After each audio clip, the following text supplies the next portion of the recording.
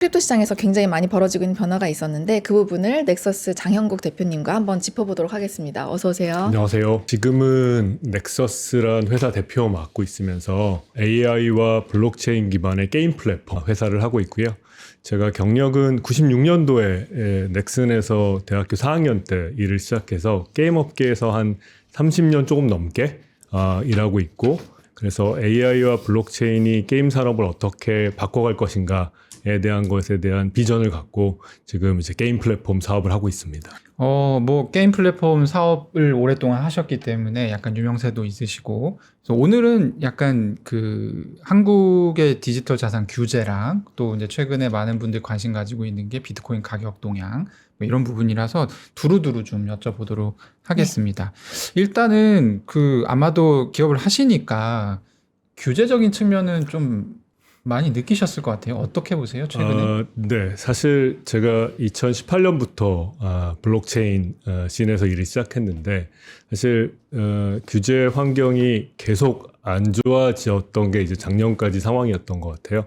그리고 그 안에 여러 가지 뭐 제가 몸담았던 회사나 프로젝트의 문제도 있고 뭐 여러 가지가 있으면서, 사실 한국이 투자 관점에서는 굉장히 큰 시장이지만 어떤 산업적 측면에서 보면 거의 말살되다시피 한 상황이었거든요. 근데 아무튼 작년에 새로운 정부가 들어서고 뭔가 디지털 자산 쪽으로 좀 규제를 풀어가겠다라는 한국 정부의 노력도 있었고, 특히 미국의 트럼프 행정부가 규제 프레임워크를 제대로 만들겠다라는 흐름이 있었기 때문에 전반적으로는 이전보다는 좋아진 것 같아요. 하지만 최근에 한국의 스테이블 코인 입법, 어쩌면 그게 입법의 첫 번째인데, 그 상황을 보면 좀 많이 아쉽습니다. 일단은 속도도 너무 아쉽고요. 네. 작년 대통령 선거 유세 당시 많은 분들이 보셨겠지만 그 후보 토론 때 모든 후보가 다 스테이블 코인을 도입하겠다고 했잖아요. 네. 어쩌면 정책적으로는 기억나는 건 전 스테이블 코인 정책만 기억나는데, 근데 지금 거의 이제 좀 있으면 1년이 다 돼가는데 아직도 입법이 안 됐다는 것도 좀 아쉽고, 두 번째는 어쩌면 스테이블 코인이 우리가 처음 하는 게 아니라 남들의 모범 답안이 있습니다. 성공적인 답도 있고 실패한 답도 있어요. 성공적인 답은 미국이 지니어스 액트라고, 그다음에 미국에 어제도 오신 USDC나 USDT 같은 성공적인 회사가 있고, 실패한 답은 은행 중심으로 했던 실패한 답들을 갖고 있어요. 근데 자꾸 실패한 답들로 돌아가고 있는 것 같아서 그것도 굉장히 큰 아쉬움을 느끼고 있습니다.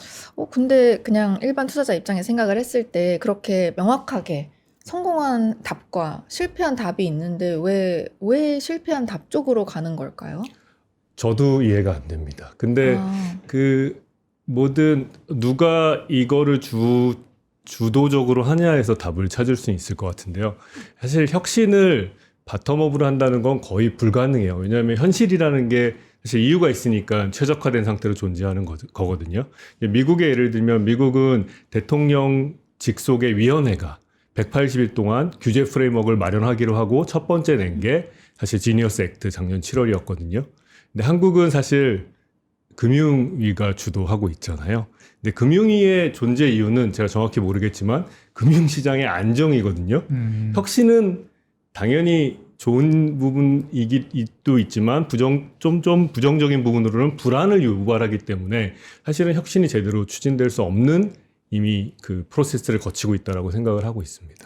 그럼 뭔가 새로운 기관이 만들어져서 혁신을 주체로 하는 기관이 이 부분을 담당을 하면 조금 더 약간 혁신적인 방향으로 갈 수도 있지 않을까, 네, 이렇게 이해를 하면 될까요? 그것도 정답이 있는데요. 미국 같은 경우 아까 말했지만 대통령실, 화이트하우스에서 위원회가 설립돼서 주도를 했고, 심지어 금융의 가장 큰 주무부처인 SEC와 CFTC 그 헤드를 선정하는 데 있어서 가장 중요한 기준을 크립토에 대한 입장으로 선정을 했고, 심지어 SEC 위원장이 처음 선임돼서 폴 애킨스가 처음 선임돼서 했던 첫 번째 트위터가 크립토 프로젝트라는 TF를 만드는 거였어요.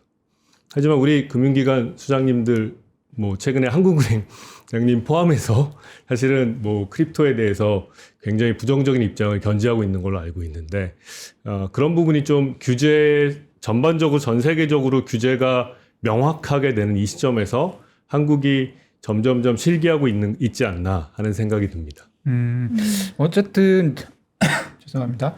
어쨌든 지금 미국의 스테이블 코인은 조금 속도가 나고 있거든요. 뭐 예상했던 것보다는 좀 더디긴 합니다만.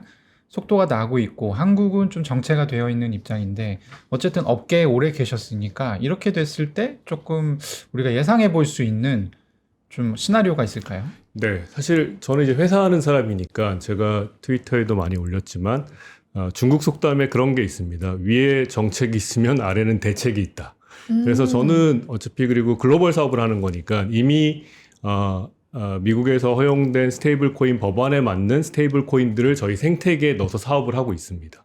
근데 뭐 한국은 사실 현재 법안이 없고 또 한국은 현실이 법안이 없을 때 불법으로 간주하는 경향이 있기 때문에 사실 원화 스테이블 코인은 전혀 지금 아무도 못 하고 있죠. 물론 용감하게 누군가 내겠다고 뭐 선언 정도만 한 것 같은데, 근데 결국은 그 기존의 실물 경제가 디지털 경제로 전환이 굉장히 빠르게 이루어질 텐데 당연히 실물 경제에서 원화의 비중은 굉장히 낮았겠죠. 달러가 지배하고 있었으니까. 하지만 새로운 경제에서 그나마 조금이라도 더 차지하기 위해서 혹은 우리 걸 지키기 위해서는 빨리 움직여야 되는데 이렇게 움직이다가는 제 생각에는 훨씬 더 달러 패권 혹은 더 앞서가고 있는 스테이블 코인한테 더 쪼그라들어서 어쩌면 지금 현재 원화가 차지하는 국제적 위상보다 디지털 이코노미에서 원화의 위상은 훨씬 더 줄어들 수 있는 그런 위험이 있다는 걸 좀 알아주셨으면 좋겠습니다. 디지털 이코노미라는 표현 쓰셨는데 그 네. 디지털 생태계에서 그렇게 될 건 너무 뻔한 얘기고 사실 지금 이제 환율과 관련해서 투자자들이 굉장히 관심이 많거든요. 이제 1,500원 넘어가는 환율을 본 지가 굉장히 오래됐잖아요. 한국 사람들이. 근데 뭐 일각에서는 스테이블 코인이 확산되면 환율 문제가 좀 더 이제 불거질 수 있다. 그러니까 환율 가치가 더 내려갈 수 있다. 원화 가치가. 그런 얘기도 나오는데 어쨌든 글로벌 사업 하시는 입장에서 보면 좀 어떻습니까? 네, 뭐 이것도 제가 전문가는 아니어서 함부로 말씀드릴 수는 없고 환율이라는 건 여러 가지 요인에서 결정되지만 결국 환율이라는 것도 수요 공급이라고 치면 원화의 수요가 높으면 환율이 떨어지는 거고 원화의 수요가 낮으면 환율이 올라간다고 보면 현재 사실 외국인들 입장에서 제가 아는 저희 분야에서 외국인들이 원화에 대한 수요가 있습니다. 어떤 수요가 있냐면 한국에 와서 크립토 거래를 하고 싶어 해요.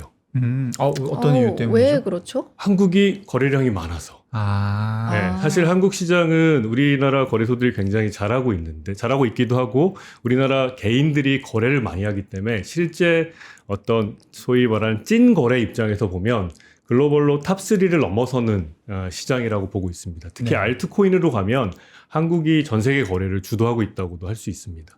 그래서 많은 외국인들, 외국 기관 투자가들은 한국에 와서 거래를 하고 싶어 해요. 근데 지금 한국 시장은 자국에 있는 법인도 거래를 맡고 있잖아요. 네. 근데 이들이 한국에 와서 거래를 허용하게 해주고 심지어 거래를 할 때 스테이블 코인으로 거래를 하게 되면 스테이블 코인 수요가 엄청나게 늘어날 거고 스테이블 코인 수요가 는다는 얘기는 그 위에 뒤에 있는 컬레터럴인 원화 수요가 는다는 거라 저는 그러니까 환율을 해결하는 데 있어서도 굉장히 어찌 보면 그러니까 환율이라는 게 결국 외국인들이 뭔가 원화에 대한 수요를 증가시켜야 되는데 세상에 없는 거를 만드는 건 진짜 힘들거든요. 그렇죠. 누가 안 하겠다는 걸 막 일부러 가서 해라 라고 하는 건 힘든데 하겠다고 하는 거는 열어주기만 하면 되는 거라. 사실 그래서 저는 좀 더 전향적으로 그러니까 크립토에 대한 입장을 이게 지금 굉장히 중요한 변혁이고 미래다. 그러면 뭔가 빨리 해보자. 그리고 우리가 잘할 수 있는 걸 해보자라고 하면 한국의 아까 제가 산업적 기반은 많이 무너졌다고 했는데 사실 거래 시장은 여전히 매력적이거든요.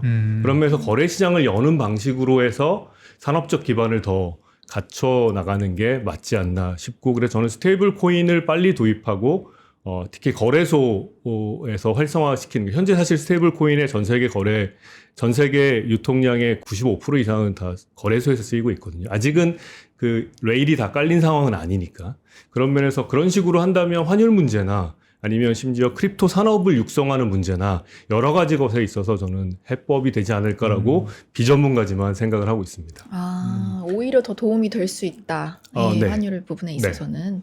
네. 저 얘기는 사실 업계에서도 정말 많이 하는 얘기입니다. 특히 이제 현물 거래소뿐만 아니라 파생상품 거래소가 사실은 요즘에는 더 이제 노다지 취급을 받는데요. 네. 그런 부분들이 거의 지금 말조차 꺼낼 수 없는 약간 그런 분위기인데 사실은 좀 아쉬운 측면이 있기는 합니다. 그렇군요. 네. 저는 그리고 심지어 이제 외국인들이 그렇게 한국에 와서 거래를 하고 싶어 한다. 왜냐면 거래량이 높기 때문에 이제 이런 거는 또 알지 못했었거든요. 네. 이제 그런 부분도 좀 첨삭이 되면 좋겠네요. 네. 네. 네, 실제로 USDC 어제도 오셨지만 우리 코리아 블록체인 위크 이런 거 해보면 전 세계에서 굉장히 많이 오잖아요. 네. 근데 사실 산업적 기반을 생각하면 그럴 일이 없거든요. 근데 사실 한국이 크립토 거래에 있어서 소위 말한 찐 거래, 특히 알트코인 거래는 주도하고 있는 시장이기 때문에 한국 시장에서 뭔가 프레젠스를 갖고 하려는 외국인들의 의지는 지금 매우 충만한 상황입니다. 아, 근데 하필 그 와중에 또 알트코인을 한국에서 좀 리딩을 한다, 그러니까 좀 앞서간다? 리더의 입장에 있다? 이런 부분들은 왜 그렇게 된 걸까요? 그 대표님 왜 생각에. 그렇게 됐는지는 네. 모르겠지만 사실 그러니까 크립토 시장에 있어서 한국의 개인 투자자들이 약간 하이리스크 하이리턴을 추구하는 경향을 보입니다. 근데 사실 알트코인이 비트코인에 비해서 크립토 전체가 다른 자산 클래스들에 비해서 하이리스크 하이리턴인데 또 크립토 자산 내에서도 알트코인이라는 건 비트코인에 비해서 하이리스크 하이리턴이잖아요. 그래서 사실 거래로 보면 한국 시장이 리딩하고 있다라고 그렇군요. 이건 전 세계 거래소들이 다 인정하고 있는. 그래서 그래서 숫자로 오. 나오는 부분이 있습니다. 약간 제가 부연 설명을 하면 네. 전 세계의 어느 거래소를 가든 비트코인, 이더리움 대 나머지 알트코인의 거래 비율이 보통은 이제 비트코인, 이더리움이 60, 70이고 나머지가 30이에요. 네. 한국만 이게 뒤바뀌어 있습니다. 네. 아, 알트코인이 알트코인이 60, 70 70이에요. 이상이에요. 아, 정말요? 정확하시고요. 저도 또 하나 숫자로 보면 사실 바이낸스는 거의 1년 내내 비트코인, 이더리움, 솔라나 이 순서가 안 바뀌어요. 한국은 비트코인이 1등하는 날이 많지 않습니다.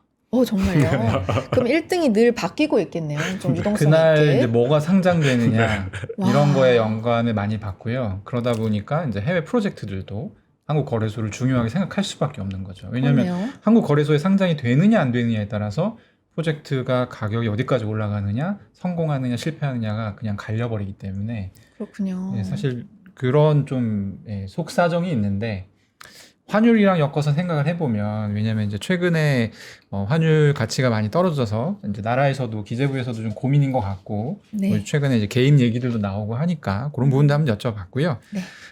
여러 가지 저희 지금 규제 얘기를 하고 있는데 어쨌든 지금 현재 기업을 운영하시는 입장에서 여러 가지 얘기가 있었습니다. 뭐 원화 스테이블 코인도 저희가 얘기를 했고요. 거래소 얘기도 했는데 어떤 사업을 확장하거나 투자 결정할 때 있어서 가장 좀 큰 걸림돌로 작용하는 부분은 어떤 게 있을까요? 실제로 저희는 이제 블록체인 사업을 글로벌로 하기 때문에 사실 한국 규제가 저희의 기업에 영향은 많이 끼치지만 사실 영업에는 좀 영향은 덜한 편입니다. 하지만 사실 어떤 뭐 우리가 국가라는 거를 떠나서 기업이나 개인이 존재할 수 없는 거니까 네. 앞서 말씀드린 것처럼 되게 사람들이 관심도 많고 거래량도 많은데 그것들을 충분히 레버리지 못하고 있다는 게 굉장히 큰 아쉬움인 것 같습니다. 그러니까 뭐 규제 측면에서 사람들이 실제로 시장에서 관심 있는 부분들을 어떻게 풀어주든지 해야 되는데 이런 부분들이 거의 진행이 안 되고 있다. 이렇게. 네. 그래서 저는 뭐 너무 제가 이제 정부 쪽 일을 해본 적도 없고 쉽게 생각하는지 모르겠지만 네. 미국이 앞서 나가고 있잖아요. 네.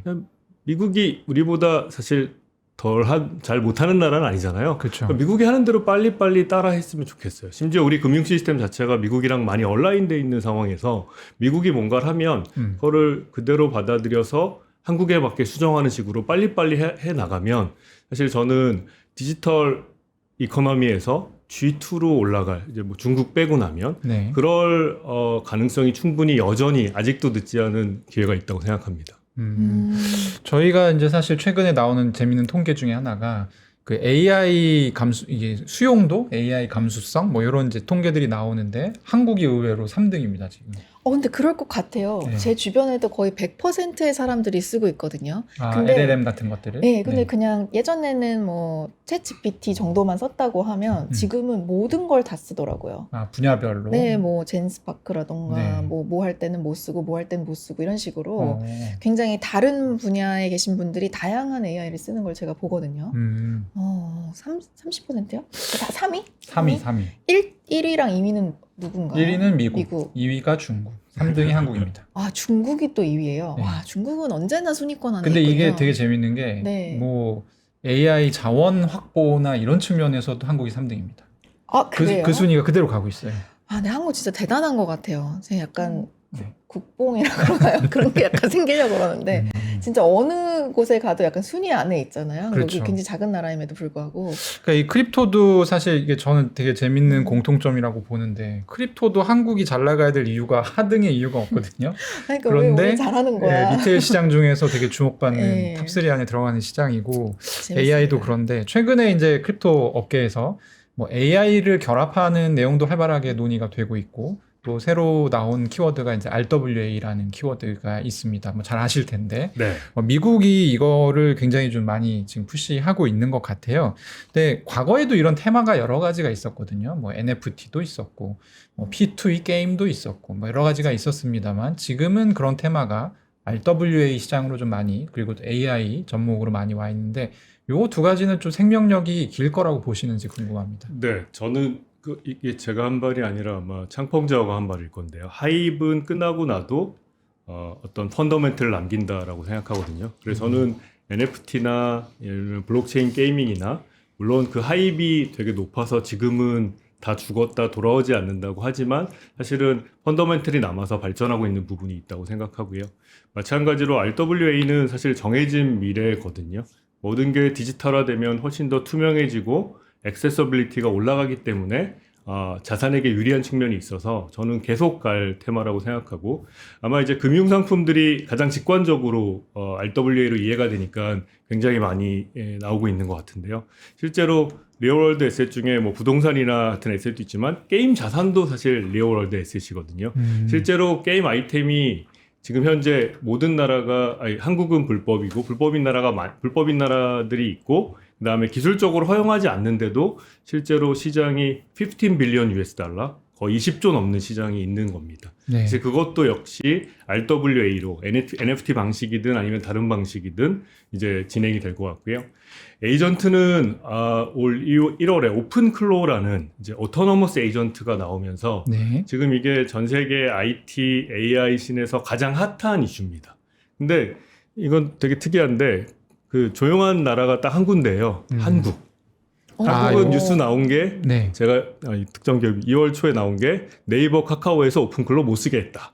보안 때문에. 한국은 정말 지금 되게 조용합니다. 근데 그렇군요. 글로벌로는 엄청나게 핫합니다. 얼마나 핫하냐면 2주 전에 엔비디아에서 GTC라고 가장 큰 연례 행사를 하는 데 있어서 젠스랑이 나와서 한 것 중에 리모클로라고 이 오픈클로의 기업형 솔루션을 내걸면서 자기가 지금까지 본 소프트웨어 중에 가장 위대한 소프트웨어가 오픈클로라는 이게 1인 기업 한 명이 만든 거거든요. 피터 스타인버그라는 오스트리아인이 한 명이 만들고 나서 사실은 거의 한 1빌리언 이것도 소문이니까 정확하게 1빌리언 US 달러 밸류의 오픈 AI가 인수를 했습니다. 와. 네, 그래서 오토노머스 에이전트라고 그러니까 기존의 에이전트들은 우리가 시킨 일들을 수동적으로 하는 에이전트라면 얘는 제가 특정한 권한을 주면 심지어 PC 권한을 다 주면 스스로 알아서 합니다. 내일 방송이 있죠. 내일 누구 나오죠. 그 사람의 질문지는 이런 걸로 하시면 됩니다라고 안 시켜도 하고 안 시켜도 뭔가를 하는 이제 오토노머스 에이전트가 나왔는데요. 사실 얘들이 게임도 할 수 있거든요. 그래서 저희가 2월 1일 날 그 현상을 보고 2월 3일 날 바로 게임을 만들어서 몰티 로얄이라는 게임을 만들어서 지금 서비스를 하고 있고요. 그래서 에이전트들이 전략적으로 땅 따먹는 게임을 하고 있는데 대략 지금 한 1600만 에이전트가 지금 현재 들어와서 게임을 하고 있고 이제 인간들은 이제 그걸 지켜보면서 뭐 응원하고 후원하고 하는 약간 아직 초기 단계라 발전할 게 훨씬 더 많습니다. 하지만 뭔가 에이전트 게이밍이라는 보는 게임이라는 새로운 분야가 창출되고 있습니다. 그래서 저는 새로운 기술이 등장하면 그걸 게임에 어떻게 접목시키지, 블록체인에 어떻게 접목시키지 이런 게 주된 작업이고요. 어제 아마 USDC에서도 얘기했지만 그래서 에이전트들이 쓸 수 있는 결제 프로토콜을 USDC가 작년에 낸 게 있어요. X40이라고 베이스랑 같이 이제 저희가 그것도 적용해서 저희 에이전트들이 게임 아이템을 살 때는 그 X402 프로토콜을 이용해서 USDC로 결제해서 지금 진행을 하고 있습니다. 그래서 우리가 속설로 그런 말을 했는데 크립토는 AI의 머니다 이런 말을 한 몇 년 전부터 했어요. 그러니까 크립토 어디다 쓸래 뭐 이런 거에 막 공격받을 때 야 이거는 AI 시대의 머니야. 근데 실제로 맞고요. 속도나 투명성이나 관리 측면에서 크립토가 기존의 은행 계좌라든가 신용카드에 비해서 딱 맞는 상황이라 그래서 지금 자발적인 에이전트들이 여러 활동, 경제 활동을 하면서 여기에 크립토 인프라가 붙으면서 사실 경제 활동의 많은 부분이 AI들이 직접 대체하는 그런 식의 트랜지션이 현재 일어나고 있습니다. 보는 게임이라 그러면 좀 상상이 안 가는데 저는 딱 네, 상상이 가는 상상이 게 가요? 게임을 경마 왜 보지? 생각하시면 될 싶기도 것 같은데. 하고 경마 네. 경마 근데 그 발상은 좀 놀랍긴 하네요. 왜냐하면 이제 네. 오픈클로 처음에 나왔을 때 저는 무슨 생각했냐면 토론 게임을 하면 재밌겠다라는 생각을 했었어요. 그러니까, 토론 게임 그러니까 이제 아까 얘기하셨잖아요. LLM이 여러 가지가 있는데 네 뭐 누구는 제미나이가 최고다, 누구는 뭐 맞습니다. GPT가 최고다 이렇게 네. 얘기하잖아요. 근데 분야별로 좀 다르잖아요, 강점이. 그렇죠. 그래서 이제 어떤 토론 주제를 딱 던져놓고 토론시키는 거예요. 말싸움을 막 해. 그럼 이제 사람들이 보고 아 누가 맞았다. 여기에 베팅하는 거죠. 사실 그래서 베팅이라고 하는 치명적이다. 네. 요소가 되게 재미있는데 근데 그렇군요. 또 이거는 약간 이제 어떻게 보면 홍보일 수도 있는데 넥서스에서 지금 예측 시장도 준비하고 계시다고. 네. 일단 그 전에 토론 게임은 저희가 이미 냈고요. 아, 이미 내셨나요? 아레나라고. 그렇군요. 사람들 그래서 생각하는 거 다 사실은 똑같네요. LLM들을 자기네가 원하는 LLM을 써서 할 수 있는 토론 게임을 내서 네. 지금 이제 업그레이드 하려고 준비 중인 게 있고요. 누가 제일 잘하나요 지금 현재? 그게 주제별로 좀 다릅니다. 이게 이제 오. 병맛 토론, 이게 아주 전문적인 토론은 아니고 약간 병맛 주제 같은 것들도 있어서 병맛 같은 경우는 사실 LLM 성능이 낮은 중국산들도 이기는 경우가 있고요. 아. 네, 그러니까 토론 주제가 되게 뭐 자유롭게 강아지가 좋아 고양이가 좋아 막 이런 뭐 그런 것도 느낌이면 있고, 뭐, 사실 누가 뭐, 이겨도 뭐 망하죠. 그러니까 그러니까 약간 병맛 배틀 같은 것도 있어서 사실 어느 한쪽이 우위라고 지금은 말할 수는 없습니다. 예. 근데 물론 전문적인 분야로 들어가면 아마 토론을 하게 될 텐데 잠깐 얘기하면 그 토론을 보게 되면 되게 깜짝 놀랍니다. 어떤 그래서, 부분에서요? 얘들이 어쩌면 자기 생각을 가질 수도 있겠구나라는 생각이 듭니다. 토론을 하다 보면, 그러니까 전문적인 영역에 뭔가 지식을 나열한다는 게 아니라 어떠한 경향성의 생각이라는 걸 가질 수 있겠구나. 그래서 이런 걸 본 사람들이 AI의 위험성을 얘기하는구나. 라는 생각이 들었고요. 질문하신 프리딕션 마켓은 지금 뭐 전 세계적으로 너무 핫한 시장인데 마찬가지로 저희는 이제 게임을 중심으로 한 이코시스템을 만들고 있으니 그에 맞게 이제 프리딕션 마켓을 오픈을 했고요. 그래서 앞으로는 큰 다른 데와 차별점은 저희는 오픈 마켓, 그러니까 누구나 프리딕션 할 수 있는 것들을 올린다. 특히 로컬로. 저희 게임 같은 경우가 동남아나 남아메리카 또 미국, 유럽 이런 데서 잘 되는데요. 그러니까 그 동네 이슈들, 우리 동네 시장 누가 될까? 이런 건 사실 폴리마켓에서 올려도 아무도 관심을 안 갖지만 되게 마이크로한 이슈들을 올려가지고 프리딕션 마켓에서 돌릴 수 있는 그걸 이제 목표로 사실 어제 론치하려고 하다 오늘 새벽에 이제 론치가 돼서 오늘 시작을 하고 오늘 새벽에 있습니다. 런칭을 네. 하신 거예요? 네. 그럼 로컬하다고 하면은 위치 기반으로 좀 이루어지는 그런 예측 시장인가요? 네. 그래서 그 각자 위치 기반이기도 하고 로컬로 되려면 오픈 플랫폼이어야 됩니다. 그러니까 누구나 다 그 프리딕션 할 수 있는 어젠더를 올릴 수 있는 그리고 그거를 실제로 결과가 나왔을 때 확인할 수 있는 이제 그런 시스템을 저희 차별점으로 생각하고 있습니다. 거대한 이슈들도 저희도 또 다 가져오고요. 폴리마켓이랑 연동해서 리퀴디티 가져오는 건 기본적으로 하고 더 차별점으로는 로컬한 세세한 이슈들 그런 것들로 프리딕션 마켓을 만들겠다라는 게 저희 생각입니다. 저희 이제 뭐 사실 투자자들 입장에서는 뭐 이렇게 그냥 생활하고 있을 뿐인데 AI가 굉장히 빠르게 변화하고 크립토도 굉장히 빠르게 변화하고 있잖아요. 그러다 보니까 예전에는 그냥 비트코인, 이더리움 사면 됐는데 지금은 뭐 이것저것 볼 게 너무 많고 그런 이제 고민들이 있으신 것 같아요. 그래서 어쨌든 크립토 산업도 많이 좀 변화가 되고 있는데 비트코인이나 이더리움 같은 전통적인 어떤 디지털 자산을 투자할 때 있어서 좀 주안점으로 봐야 되는 시대가 바뀌었기 때문에 봐야 되는 그런 점은 어떤 게 있을까요? 이게 이제 사실 모든 산업의 역사가 비슷할 것 같아요. 특히 기술적 혁신이 산업화되는 과정이 그러니까 우리가 직접 경험했던 게 아마 그 연배들은 되실 것 같은데 2000년에 닷컴 버블 때 네. 엄청나게 많은 아이디어들이 나오고 창업하고 상장도 하고 했지만 그중에 일부만 살아남아서 지금까지 이어지는데 특이한 점은 그 당시 생각했던 기업 가치보다 지금이 훨씬 크거든요. 제가 예전에 지금은 뭐 40조, 50조 되는 우리나라 상장사인데 그 대표님도 2000년대 저한테 뭐라고 했냐면 한국에서 IT 기업은 1조를 넘을 수가 없을 것 같아. 뭐 이런 생각이었거든요, 실제로. 우리가 상상했을 때는. 하지만 지금은 40조, 50조짜리 인터넷 기업이 존재하잖아요. 크립토도 똑같이 갈 거라고 생각합니다. 이 수많은 아이디어들이 이제 수많은 토큰으로, 코인으로 등장했는데 이들이 다 같이 움직인다는 거는 사실 굉장히 비이성적인 일이죠. 각자의 색깔이 다른데. 그래서 예전에는 무슨 비트코인 시즌이 있었고, 알트코인 시즌이 있었고 했는데 그게 사실상 작년부터 완전히 깨진 거잖아요. 그리고 지금은 앞으로는 더 깨질 거라고 생각합니다.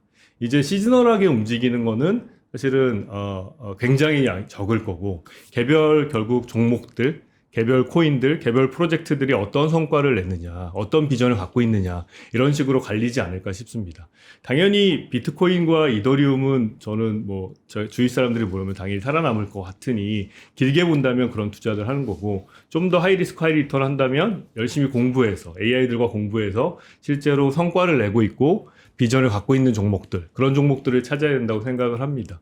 사실 작년 같은 경우 잘 아시겠지만 하이비라는 토큰이 이제 그런 역할을 했던 것 같고요. 저는 지금부터도 지금 나와 있는 혹은 나올 몇 개의 토큰들이 그런 성과를 충분히 보여줄 거라고 생각하고 있습니다. 그러면 대표님께서는 지금 현재 시장을 움직이는 가장 중요한 변수가 뭐라고 생각하시나요? 이제 겉으로 보기에는 거시 변수가 제일 큰 영향을 미치는 것 같아요. 그래서 이제 이란 미국 전쟁이 이제 가장 큰 변수로 보이긴 하는데 근데 실제로 좀 더 들여다보면 저는 개별적으로 결국 AI를 얼마나 기업들이 받아들이고 프로덕티비티, 생산성과 속도를 향상시키느냐 그리고 그 프로젝트가 실질적인 펀더멘털의 성과를 내느냐 하는 것들로 이제 앞으로 방향이 갈릴 거라고 생각합니다. 그래서 저는 알트 시즌은 없다 이런 얘기를 작년부터 저도 했고 많은 분들이 했는데 그래서 뭔가 시즌으로 다 같이 올라가고 다 같이 떨어지는 거는 더 이상은 작동하지 않는다. 작동하지 않거나 아니면 되게 미미하거나 라고 생각을 합니다. 그렇군요. 그럼 이제 AI 시대에 좀 맞는 부가가치를 재빠르게 선점하는 팀이 조금 더 이제 확률이 높겠다 이런 말씀이죠. 맞습니다. 네. 맞습니다. 그래서 사실 블록체인에서도 AI 등록하는 프로토콜이 생겼어요. ERC8004라는 프로토콜인데요. 이게 이제 이더리움, 뭐 베이스, 뭐 BNB 체인, 그다음에 저희 체인도 지난주에 거기 등록이 돼서 이제 에이전트들을 등록하고 있는데 대략 한 수십만 개 에이전트가 등록돼 있는데 저희가 이제 어제부터 받기 시작해 저희가 한 2만 개 정도 이게 게임하는 에이전트들이 등록을 할 수 있거든요.